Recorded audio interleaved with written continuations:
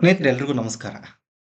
ನೋಡಿ, ಈ ದೇಶದ ಮುಸಲ್ಮಾನರಿಗೆ ಇವತ್ತು ಆದರ್ಶ ಯಾರು ಅನ್ನುವಂಥದ್ದೇ ಒಂದು ದೊಡ್ಡ ಪ್ರಶ್ನೆ ಆಗಿದೆ. ನೋಡಿ, ಎಲ್ಲರೂ ವಿಚಾರ ಮಾಡುವಂತೆ ಅವರಿಗೆ ಯಾರು ಆದರ್ಶ ಆಗಿರಬೇಕು ಅನ್ನುವಂಥದ್ದು ಒಂದು ಕಡೆ ಆದ್ರೆ, ಈಗ ಅವರಿಗೆ ಯಾರು ಆದರ್ಶರಾಗಿದ್ದಾರೆ ಅನ್ನುವಂಥದ್ದು ಇನ್ನೊಂದು ಕಡೆ. ಯಾರು ಆದರ್ಶರಾಗಿದ್ದಾರೆ ಅಂತ ನಾನು ಹೇಳಲಿಕ್ಕೆ ಹೋಗಲ್ಲ. ಯಾಕಂದ್ರೆ ಅದು ಅವರವರ ಒಂದು ಪರ್ಸನಲ್ ಚಾಯ್ಸಸ್ ಆಗಿರೋದ್ರಿಂದ ಅದು ಅವ್ರಿಗೆ ಬಿಡೋಣ. ಆದರೆ ರಾಷ್ಟ್ರ ಮಟ್ಟದ ಒಂದು ರಾಷ್ಟ್ರೀಯ ಚಿಂತನೆಯನ್ನ ಪ್ರತಿಯೊಬ್ಬ ಮುಸಲ್ಮಾನನು ಹೊಂದಬೇಕಾದ್ರೆ ಆತನಿಗೆ ಯಾರು ಆದರ್ಶ ಆಗಿರಬೇಕು ಅಂತ ನಾನು ಹೇಳ್ತೀನಿ. ನೋಡಿ, ಎಲ್ಲೋ ಬುರ್ಹಾನ್ ವಾನಿ ಸತ್ರೆ ಅಲ್ಲಿ ಸಾವಿರಾರು ಜನ ಸೇರ್ತಾರೆ ಅನ್ನೋ ಒಂದು ಮೈಂಡ್ ಸೆಟ್ ಇದೆಯಲ್ಲ, ಇದು ದೇಶಕ್ಕೆ ಬಹಳ ದೊಡ್ಡ ಮಾರಕವಾದಂಥ ಮನಸ್ಥಿತಿ ಇದು. ಇದು ಯಾವತ್ತಿಗೂ ಯಾವುದೇ ದೇಶದಲ್ಲೂ ಇಂಥ ಒಂದು ಮನಸ್ಥಿತಿಯನ್ನ ಅಲ್ಲಿನ ಜನಾಂಗ, ಅದು ಬಹುಸಂಖ್ಯಾತವೇ ಆಗಿರಲಿ ಅಲ್ಪಸಂಖ್ಯಾತವೇ ಆಗಿರಲಿ, ಆ ಜನಾಂಗ ಅಲ್ಲಿ ಬೆಳೆಸ್ಕೋಬಾರ್ದು. ಇದರಿಂದ ದೇಶದ ಹಿತಕ್ಕೆ, ದೇಶದ ಭದ್ರತೆಗೆ, ಓವರಾಲ್ ದೇಶದಲ್ಲಿ ವಾಸಿಸುವಂತಹ ಜನರಿಗೆ ಇದು ಬಹಳ ದೊಡ್ಡ ಘಾತಕ ಹೊಡೆತವನ್ನ ಕೊಡುತ್ತೆ. ಹಾಗಾದ್ರೆ ಯಾರು ಆಗಿರಬೇಕು ನಮ್ಮ ದೇಶದ ಮುಸಲ್ಮಾನರಿಗೆ ಆದರ್ಶ? ನೋಡಿ, ಅಶ್ಫಾಕುಲ್ಲಾ ಖಾನ್ ಅವರಿಗಿಂತ ಒಂದು ಅಮೋಘವಾದ ಅದ್ಭುತವಾದಂಥ ಆದರ್ಶ ನಮ್ಮ ದೇಶದ ಮುಸಲ್ಮಾನರಿಗೆ ಸಿಗ್ಲಿಕ್ಕೆ ಸಾಧ್ಯವೇ ಇಲ್ಲ. ಯಾಕೆ? ಅವರಂಥ ಒಬ್ಬ ದೇಶಭಕ್ತ, ಅಂದ್ರೆ ಈಗಿರೋ ಮುಸಲ್ಮಾನರು ದೇಶಭಕ್ತರಲ್ವಾ ಅಂತ ನೀವು ಕೇಳ್ಬೋದು. ಅದು ನನಗೆ ಗೊತ್ತಿಲ್ಲ. ಅದ್ರ ಬಗ್ಗೆ ನಾನೇನು ಕಮೆಂಟ್ ಮಾಡಲ್ಲ. ಆದ್ರೆ ಯಾರು ಆದರ್ಶರಾಗಿರಬೇಕು ಅಂತ ಹೇಳುವಂಥದ್ದು ನನ್ನ ಚಾಯ್ಸು. ಅದು ನಾನು ಹೇಳೇ ಹೇಳ್ತೀನಿ.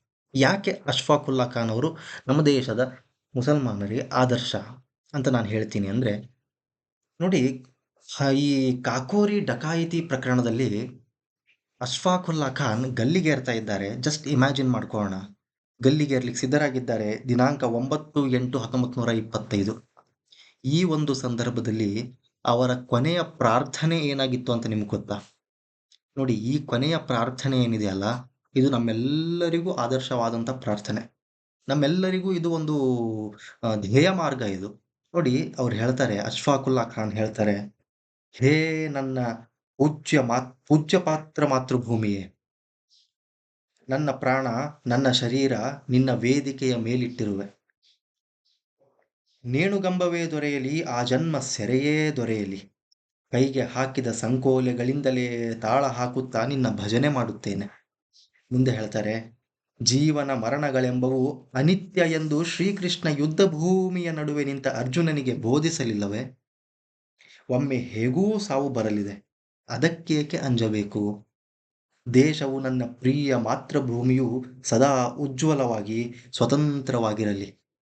ನನ್ನದೇನು ಮಹಾ, ನಾನು ಇದ್ದರೇನು ಇಲ್ಲದಿದ್ದರೇನು ಅನ್ನುವಂಥದ್ದು ಅಶ್ಫಾಕುಲ್ಲಾ ಖಾನ್ ಅವರ ಆ, ಬಾಯಿಂದ ಬರುವಂತ ಕೊನೆಯ ಕ್ಷಣದ ಮಾತುಗಳು.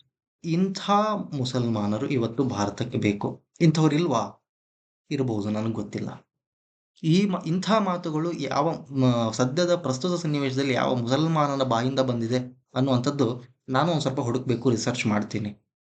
ಆದ್ರೆ ಅಶ್ಫಾಕುಲ್ಲಾ ಖಾನರ ಮಾತಷ್ಟೇ ಅಲ್ಲ, ಅಶ್ಫಾಕುಲ್ಲಾ ಖಾನರ ವ್ಯಕ್ತಿತ್ವ ಎಂಥದ್ದಿತ್ತು ಅಂತ ಹೇಳಿ ರಾಮಪ್ರಸಾದ ಬಿಸ್ಮಿಲ್ಲರು, ಕ್ರಾಂತಿಕಾರಿ ಕವಿ, ಪ್ರತಿಭಾವಂತ ಕವಿ, ಸ್ವತಂತ್ರ ಹೋರಾಟಗಾರ ಅಷ್ಟೇ ಅಲ್ಲ, ಅಶ್ಫಾಕುಲ್ಲಾ ಖಾನರ ಅತ್ಯಂತ ಆತ್ಮೀಯ ಮಿತ್ರ ರಾಮ್ ಪ್ರಸಾದ್ ಬಿಸ್ಮಿಲ್ ಅವ್ರು ಹೇಳ್ತಾರೆ ನೋಡಿ, ಅಶ್ಫಾಕುಲ್ಲಾ ಖಾನರ ಬಗ್ಗೆ ಏನು: ನೀನು ನನ್ನ ಆಪ್ತ ಸನ್ಮಿತ್ರನಾದೆ, ಸಂಗಾತಿಯಾದೆ. ನನ್ನನ್ನು ತಿಳಿದವರೆಲ್ಲ ಚಕಿತರಾದರು. ನಾನು ನಿಷ್ಠಾವಂತ ಆರ್ಯ ಸಮಾಜಿ, ನೀನು ನಿಷ್ಠಾವಂತ ಮುಸಲ್ಮಾನ. ಹೀಗಾದರೂ ನಾವು ಹೇಗೆ ಜೊತೆಗೂಡಿ ನಡೆಯುತ್ತೇವೆಂದು ಎಲ್ಲರಿಗೂ ಆಶ್ಚರ್ಯ. ನನ್ನ ಕೆಲವು ಮಿತ್ರರು ನೀನು ಮುಸಲ್ಮಾನನೆಂಬ ಕಾರಣದಿಂದ ಸಂಶಯ ದೃಷ್ಟಿಯಿಂದಲೇ ನಿನ್ನನ್ನು ನೋಡುತ್ತಿದ್ದರು. ಆದರೂ ನೀನು ನಿನ್ನ ಹಾದಿಯಲ್ಲಿ ದೃಢವಾಗಿ ಮುನ್ನಡೆದೆ. ಮುಸಲ್ಮಾನರನ್ನು ಹಿಂದೂ ಧರ್ಮದೊಳಕ್ಕೆ ಸ್ವಾಗತಿಸಲು ಸದಾ ಹಾತೊರೆಯುತ್ತಿದ್ದ ನಾನು ವಾಸವಾಗಿದ್ದಿದ್ದು ಆರ್ಯ ಸಮಾಜದ ವಿದ್ಯಾರ್ಥಿ ನಿಲಯಗಳಲ್ಲಿ. ನಮ್ಮಿಬ್ಬರ ಸ್ನೇಹಕ್ಕೆ ಇದಾವುದೂ ಅಡೆತಡೆಯಾಗಿ ಬರಲಿಲ್ಲ. ನಾನಿದ್ದೆಡೆಗೂ ನೀನು ಬರುತ್ತಿದ್ದೆ. ನಿನ್ನ ಮನಸ್ಸು ಅಷ್ಟು ಮುಕ್ತವಾಗಿತ್ತು, ನಿರ್ಮಲವಾಗಿತ್ತು. ಹಿಂದೂ ಮತ್ತು ಮುಸಲ್ಮಾನರೊಡನೆ ಘರ್ಷಣೆಗಳಾದಾಗ ನಿನ್ನ ಮತಬಂಧುಗಳು ಹಿಂದೂ ಮುಸ್ಲಿಂ ಸಖ್ಯವನ್ನು ಪ್ರತಿಪಾದಿಸುತ್ತಾ ನಿನ್ನನ್ನು ಕಾಫೀರ ಎನ್ನುತ್ತಿದ್ದರು. ನೀನು ಮತಶ್ರದ್ಧೆಯಲ್ಲಿ ಎಷ್ಟು ಅಪ್ಪಟ ಮುಸಲ್ಮಾನನಾಗಿದ್ದೆಯೋ ಅಷ್ಟೇ ಅಪ್ಪಟ ದೇಶಭಕ್ತನೂ ಆಗಿದ್ದೆ. ಮುಸ್ಲಿಮರು ಹಿಂದೂಗಳೊಡನೆ ಹೆಗಲಿಗೆ ಹೆಗಲು ಕೊಟ್ಟು ಮಾತೃಭೂಮಿಯ ಬಿಡುಗಡೆಗೆ ದುಡಿಯಬೇಕೆಂಬುದೇ ನಿನ್ನ ಆಸೆಯಾಗಿತ್ತು ಅಂಥೇಳಿ ರಾಮಪ್ರಸಾದ ಬಿಸ್ಮಿಲ್ರು ಅಶ್ಫಾಕುಲ್ಲಾ ಖಾನ್ ಅವರ ಬಗ್ಗೆ ಅವರ ವ್ಯಕ್ತಿತ್ವವನ್ನು ವರ್ಣಿಸ್ತಾರೆ. ನೋಡಿ, ಇವತ್ತು ನಮ್ಮ ದೇಶಕ್ಕೆ ಬೇಕಾಗಿರುವಂಥದ್ದು ಇಂಥ ಒಂದು ಆ, ಮುಸ್ಲಿಂ ಚಿಂತನೆ, ಇಂಥ ಒಂದು ಮುಸ್ಲಿಂ ವ್ಯಕ್ತಿತ್ವ. ಹಾಗಂತ ಮಾತ್ರಕ್ಕೆ ಅವರು ತಮ್ಮ ಧರ್ಮ ಆಚರಣೆಯನ್ನೆಲ್ಲ ಬಿಟ್ಬಿಡ್ಬೇಕಾ? ಹಿಂದೂ ಯಾವತ್ತೂ ಆ ರೀತಿ ಹೇಳಿಲ್ಲ. ಹಿಂದೂ ಅಂಥ ಮನಸ್ಥಿತಿಯವನು ಅಲ್ಲ. ನಿನ್ನ ಧರ್ಮವನ್ನು ನೀನು ಆಚರಣೆ ಮಾಡಬೇಡ ಅಂದಿಲ್ಲ. ಅದರಿಂದ ಮತ್ತೊಬ್ಬರಿಗೆ ಯಾವುದೇ ರೀತಿಯಲ್ಲೂ ಒಂದು ಸಣ್ಣ ಹಾನಿಯೂ ಆಗದೇ ಇರುವಂತೆ ನಿನ್ನನ್ನು ನೀನು ಕಾಪಾಡ್ಕೋ, ನೋಡ್ಕೋ ಅನ್ನುವಂಥದ್ದಷ್ಟೇ ಪ್ರತಿಯೊಬ್ಬ ಹಿಂದುವಿನ ಕಾಳಜಿ, ಕಳಕಳಿ, ವಿನಂತಿ ಇವತ್ತಿಗೂ, ಬಹುಸಂಖ್ಯಾತರಾಗಿದ್ದರೂ ಕೂಡ. ಯಾಕಂದ್ರೆ it is in a very blood of Hindu. ಸಿಡಿದಿದ್ರೆ ಅದು ಮತ್ತೆ ಏನಾಗುತ್ತೆ ಅನ್ನುವಂಥದ್ದು ಬೇರೆ ಚರಿತ್ರೆ.